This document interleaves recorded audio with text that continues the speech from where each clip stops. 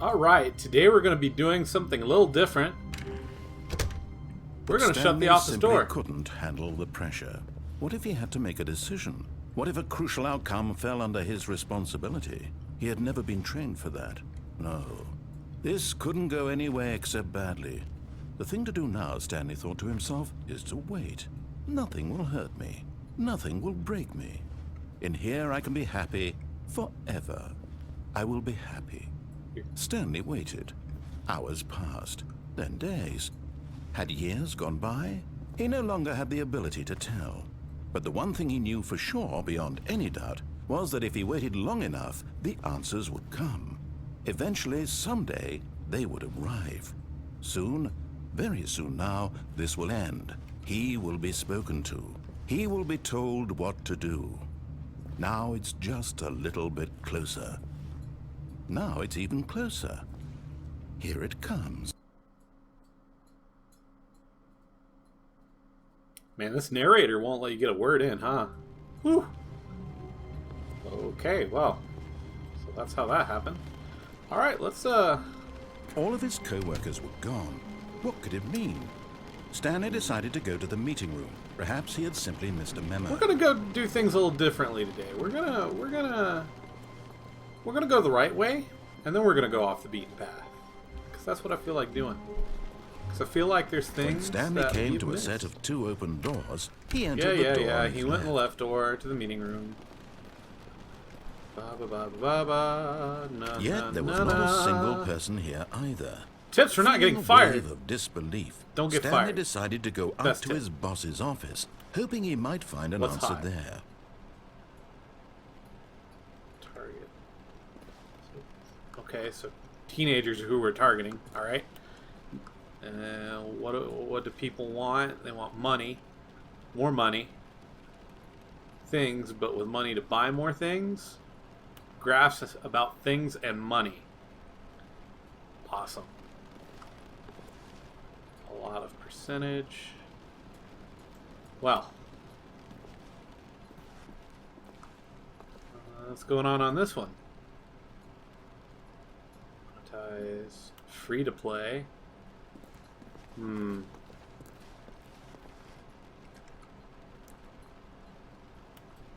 Get Chris out of the broom closet. You hear that, Chris? Get out of the fucking broom closet.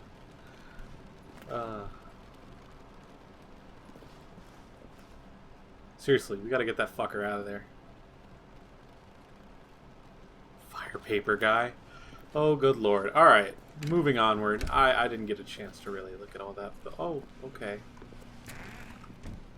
Chris, get out of the broom closet. Stanley stepped into the broom closet, but there was nothing here, so he turned around and got back on track. No. There was nothing here. Alright, well, I guess no Chris... choice to make, no path to follow, just an empty broom closet. No reason to still be here. Nope, we're staying. It was baffling that Stanley was still just sitting in the broom closet. He wasn't even doing anything. At least if there was something to interact with, he'd be justified in some way. As it is, he's literally just standing there doing sweet FA.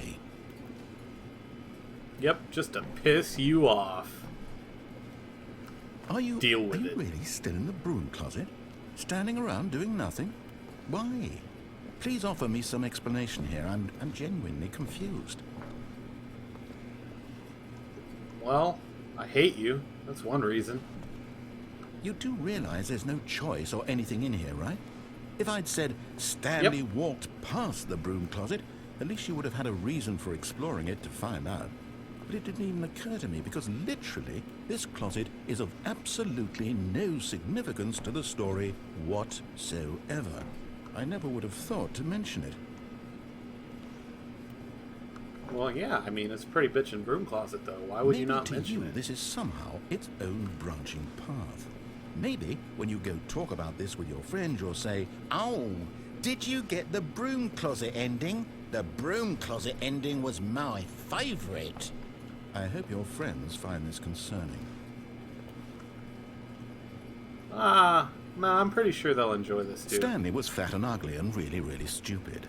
He probably only got the job You're because a of a fucking family dick. connection. That's how stupid he is. That or with drug money. Also, Stanley is addicted to drugs and hookers. Wow. Well, I've come to a very just definite paint me. conclusion about what's going on right now. You're dead. You got to this broom closet, explored it a bit, and were just about to leave because there's nothing here, when a physical malady of some sort shut down your central nervous system and you collapsed on the keyboard. Well, in a situation like this, the responsible thing is to alert someone nearby so as to ensure that your body is taken care of before it begins to decompose. Hello? Anyone who happens to be nearby? The person at this computer is dead. He or she has fallen prey to any number of your countless human physiological vulnerabilities. It's indicative of the long-term sustainability of your species. Please remove their corpse from the area and instruct another human to take their place at the computer, making sure they understand basic first-person video game mechanics and filling them in on the history of narrative tropes in video gaming, so that the irony and insightful commentary of this game is not lost on them. All right, when you've done that, just step out into the hallway. No. I'm alive. And I'm not going out there. You can go fuck yourself. Like, I mean, you can really go fuck yourself. Saying I'm addicted to drugs. What an asshole. Alright, I guess we're gonna just move forward. It's good to have you on board. I guarantee you can't do any worse than the person who came before you. Oh. Oh. Coming We're to doing the this. staircase, Stanley walked upstairs to his boss's office. Upstairs. Fuck you.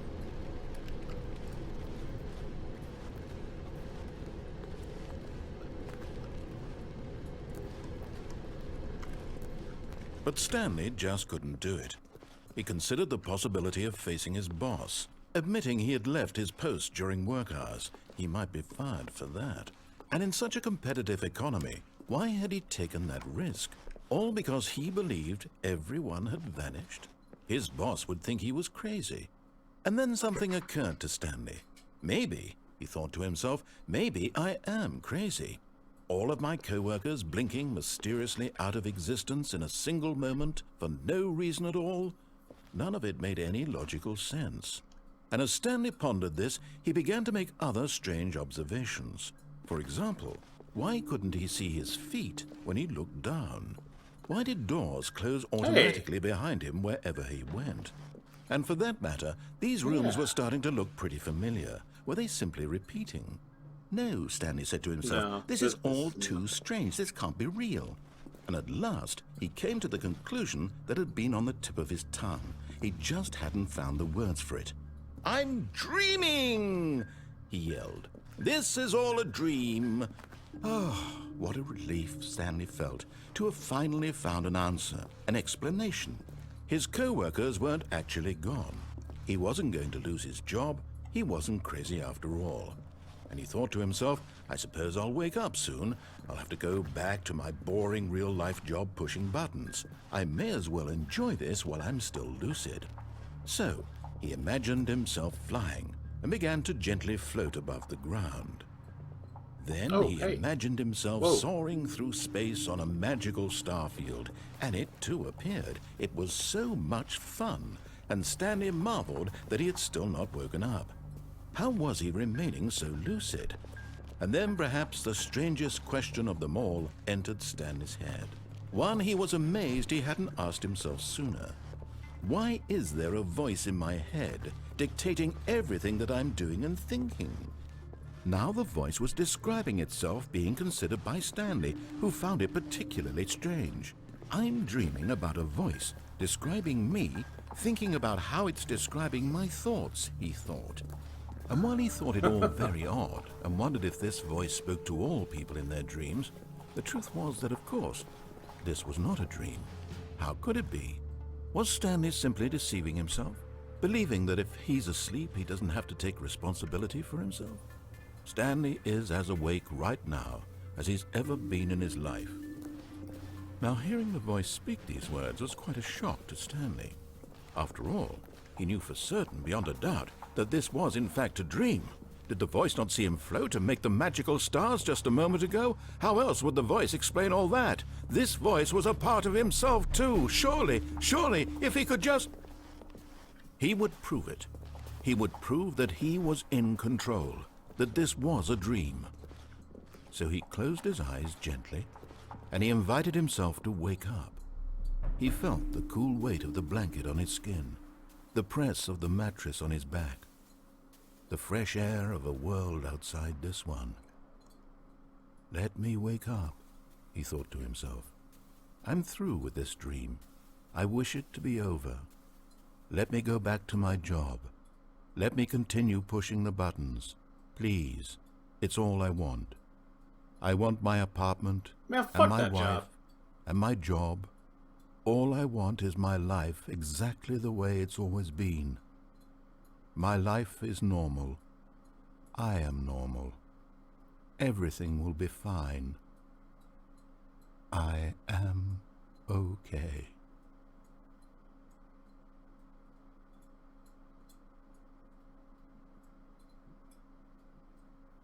Stanley began screaming. Please, someone, wake me up. My name is Stanley.